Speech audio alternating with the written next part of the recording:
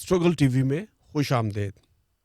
आज के प्रोग्राम में हम इस बात पर बहस करेंगे और जानने की कोशिश करेंगे कि क्या कलोनियलिज़म नो आबादियाती निज़ाम एशिया और अफ्रीका के लिए अच्छा था, क्योंकि आज भी एक बहस ये जारी रहती है कि कलोनियलिज़म ने तीसरी दुनिया के अंदर या कॉलोनाइज्ड दुनिया के अंदर जदीदियत मुतारफ़ कराई, तरक्की के मंसूबे लेकर आई। मुझे याद है कि जब मैं school of oriental and African studies में पढ़ रहा था, पीएचडी कर रहा था, तो मेरे पैरेलल सेशन में डिपार्टमेंट ऑफ इकोनॉमिक्स में एक बरतानवी निजात मेरे हम जमात कह लीजिए, वो इस बात पर पीएचडी कर रहे थे कि जो उर्दू हिंदी तनाज़ा था उसमें गोरों का या बरतानवी सरकार का कोई कसूर नहीं था। ये मुसलमानों और हिंदुओं की आपस की एक लड़ाई थी। वो इस तनाज़े को हैंडल नहीं कर पा रहे थे, इसलिए ये तनाज़ा खड़ा हुआ। इसमें डिवाइड एंड रूल, तकसीम करो हुकूमत करो वाली पॉलिसी का कोई अमल दखल नहीं था। इसी तरह मुझे याद है, आज से कोई 20 साल पहले मैं पेरिस गया, वहाँ पर एक बहस चल रही थी, क्योंकि वो स्कूलों में इस तरह के निसाबी सबक शामिल करना चाहते थे कि फ़्रेंच कलोनियलिज़म फ़्रेंच कॉलोनीज़ के लिए बहुत अच्छी चीज़ थी, बहुत एक तरक्की पसंदाना अमल था। हमारे पाकिस्तान में भी बाज़ लिबरल हज़रात, हत्ता कि एकेडेमिया में बाज़ कंज़र्वेटिव हज़रात भी पाए जाते हैं जो ये दावा करते हैं कि कलोनियलिज़म हिंदुस्तान के लिए अच्छा था, जिसके नतीजे में यहाँ पर रेलवे लाइन बिछी, यहाँ पर कुछ जदीद तालीमी इदारे कायम हुए, वरना तो शायद हम गारों में पड़े रहते। मैं इस दलील की शिद्दत से नफ़ी करना चाहता हूँ। मैं सिर्फ 2 नुकात उठाऊँगा। एक ये कि कलोनियलिज़म के अहद में जो कहत पड़े वो उससे पहले नहीं पढ़ रहे थे। इसी तरह मैं कुछ मुआशी इशारिये पेश करूँगा और ये साबित करूँगा कि कलोनियलिज़म से पहले हिंदुस्तान और चीन दुनिया की 2 बड़ी मईशतें थीं जो कलोनियलिज़म के अहद में बिल्कुल तबाह होकर रह गईं। तो आइए पहले देखते हैं कि कहत की क्या सूरत हाल थी। 1978 में हिंदुस्तानी कौम परस्तों ने जर्नल ऑफ स्टैटिस्टिकल सोसाइटी में एक तहकीक शाया की। इस तहकीक में उन्होंने ये बताया कि अंग्रेज़ों के दौर से जो पहले के 2000 साल हैं, इन 2000 सालों में हिंदुस्तान के अंदर सिर्फ 17 दफ़ा कहत पड़ा, और जो हलाक होने वाले लोगों की तादाद थी वो चंद सौ या चंद हज़ार से आगे नहीं गई, जबकि अंग्रेज़ के 120 साला दौर में 31 दफ़ा कहत पड़ा। और याद रहे कि ये तहकीक 1870 की दहाई में शाया हो रही है। अभी बंगाल का वो बदनामे ज़माना कहत उनको मालूम नहीं है जो 1940 में पढ़ना था। उस कहत में कहा यह जाता है कि 30 लाख से ज़ायद लोग हलाक हुए थे।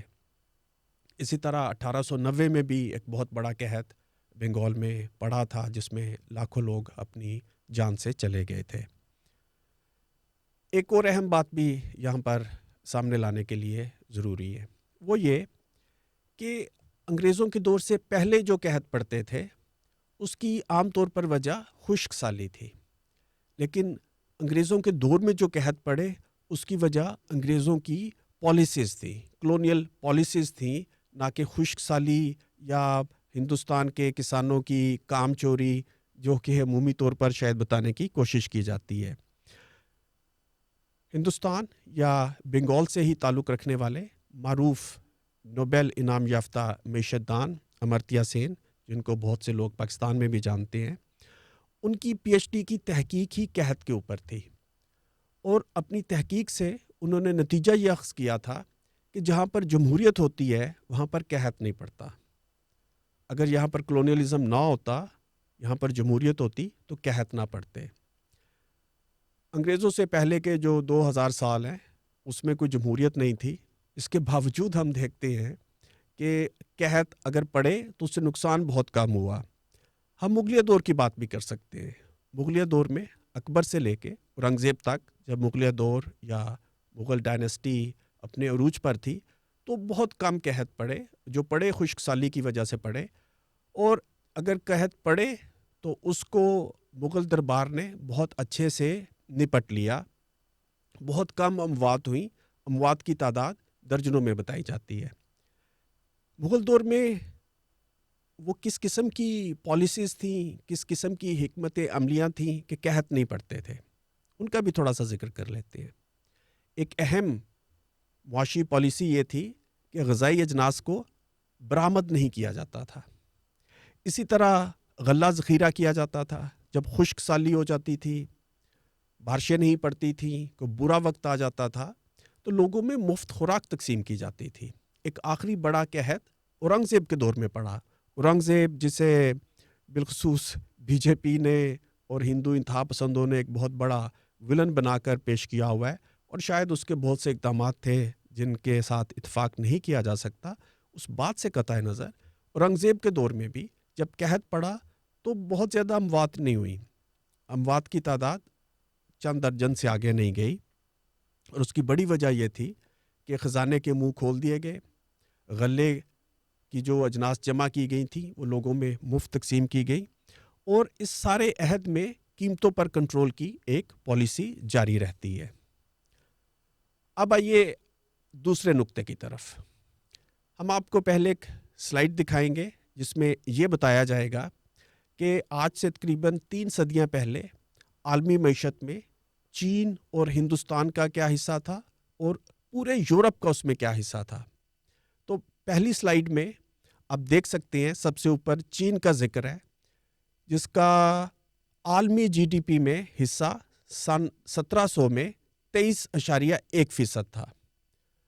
1820 میں ابھی یہاں پر سامراج کا قبضہ شروع ہونے والا ہے، یہ حصہ 32.4% تک بڑھ چکا تھا، لیکن برطانوی سامراجی مداخلت کے بعد 1890 تک یہ کم ہو کر 3.2 پر آ چکا تھا، اور پھر آزادی کے یا چین انقلاب کے کچھ سالوں کے بعد تک یہ 5.2% پر کھڑا تھا۔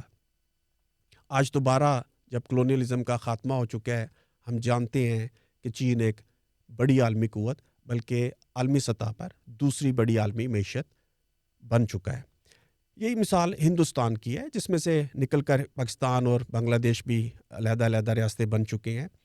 1700 میں عالمی جی ڈی پی میں ہندوستان کا حصہ 22% ہے، جو 1820 تک کم ہو کے 15% رہ چکا ہے، کیونکہ ہندوستان میں چین سے پہلے ہی سامراجی مداخلت ہو چکی تھی۔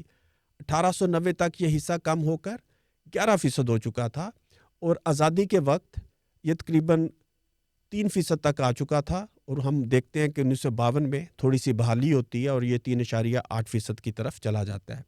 اس کے مقابلے پہ آپ پورے یورپ کو دیکھیے کہ یورپ 1700 میں چین کے برابر ہے، 1820 میں اضافہ ہوتا ہے، 1890 میں جب کلونیلزم اپنے عروج پر ہے تو اس کا حصہ عالمی جی ڈی پی میں 40% تک چلا جاتا ہے، اور پھر ہندوستان، چین اور دیگر کلونیل ممالک کی آزادی کے بعد اس میں کمی ہوتی ہوئی نظر آتی ہے۔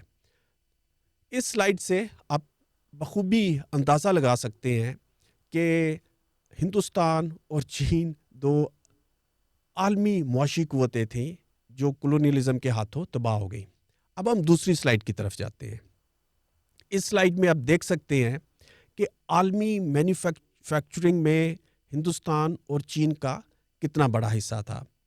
یہ کافی زیادہ تفصیلات ہیں، کچھ نظر آپ خود دوڑا سکتے ہیں۔ یہاں پر 1750 سے لے کے 1900 تک کے اعداد و شمار دیے گئے ہیں۔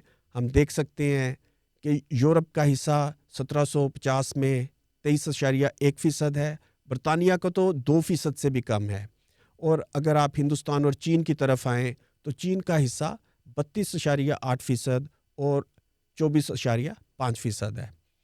لیکن اگر ہم 1900 تک آ جائیں تو ہم دیکھتے ہیں کہ ہندوستان کا حصہ کم ہو کر 1.7% رہ چکا ہے، اور چین کا حصہ 6.2%، جبکہ یورپ کا حصہ بڑھ کر 63% ہو چکا ہے۔ تو یہ جو دونوں سلائیڈز آپ اپنی اسکرین پر دیکھ چکے ہیں، ان سے آپ بخوبی اندازہ لگا سکتے ہیں کہ کلونیلزم نے کس طرح سے ہندوستان کی چین کی معیشت کو تباہ کیا، یہاں کے صنعت کو تباہ کیا، اور اسی طرح کے اعداد و شمار آپ کو دنیا کے ان بے شمار ممالک کے بارے میں مل جائیں گے جن پر کلونیل قبضے ہوئے۔ آخر میں ایک وضاحت بھی کرنا چاہتا ہوں۔ میں بالکل یہ دعویٰ نہیں کر رہا کہ کلونیلزم سے پہلے کا دور ہندوستان میں یا چین میں یا شاید بعض دیگر خطوں میں کوئی ویلفیئر اسٹیٹ والا دور تھا۔ بلا شبہ بہت سے مسائل تھے ہندوستان میں، بالخصوص کاسٹ سسٹم تھا، غریب امیر کا فرق تھا، تفریق تھی، لیکن کسی بھی طرح سے یہاں کے مسائل اس بات کو جسٹیفائی نہیں کرتے کہ ان ممالک پر آ کر یورپی سامراجی ممالک غلبہ حاصل کر لیں۔ اور اسی طرح جو بات کل درست تھی وہ آج درست ہے۔ آج بھی تیسری دنیا کے ممالک میں بہت سے مسائل ہیں، کبھی ان کو بیڈ گورنرز کا نام دیا جاتا ہے، کبھی کہا جاتا ہے یہاں پر بدعنوانی ہے، کرپشن ہے۔ بلا شبہ یہ مسائل یہاں پر ہیں، لیکن ان مسائل کا مطلب یہ نہیں ہے کہ سامراجی ممالک تیسری دنیا کے ممالک میں نو کلونیل طرز کی مداخلت کریں۔ نیو کلونیل طرز کی مداخلت ہو یا ماضی میں سامراجی مداخلت اور قبضے، اس کا نتیجہ ہمیشہ غریب ممالک کے لیے برا نکلا ہے۔ پروگرام میں ساتھ دینے کا بہت شکریہ۔